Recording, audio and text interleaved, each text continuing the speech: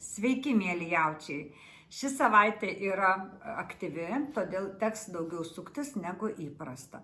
Jūsų Marsas šią savaitę nėra labai palankus, tad reikės labai vengti konfliktų, nes būsit labai sudirgę.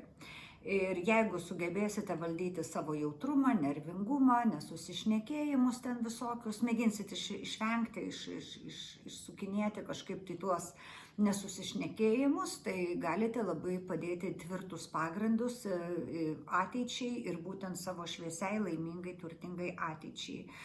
Taip pat noriu pasakyti, kad jūsų protas tikrai veiks visai neblogai, tada džiugiai jausis tie, kurie daug mokosi, arba jų darbo pobūdis yra įsiminti viską mintinai.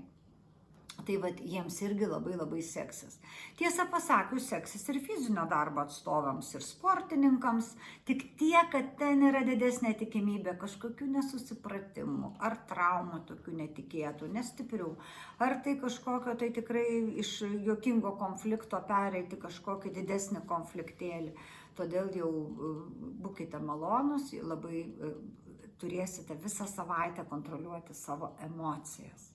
Tai va, netinka parduoti, bet pirkti tinka. Pirkti tinka, kaip jūs žinote, 30 dieną.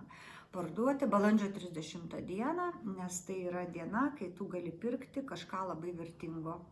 O parduoti jau galėsite kitą savaitę. Taip kad susidėliokite taip savo darbus, susiplanuokite taip savo pinigėlius, kad jeigu ne 30 dieną, tai po to reiškia jau po kelių dienų. Taigi, brangieji jaučiai, būkit sveiki, laimingi ir turtingi ir aišku, pasimatysim kitą savaitę. Palaikykite mus. Ate.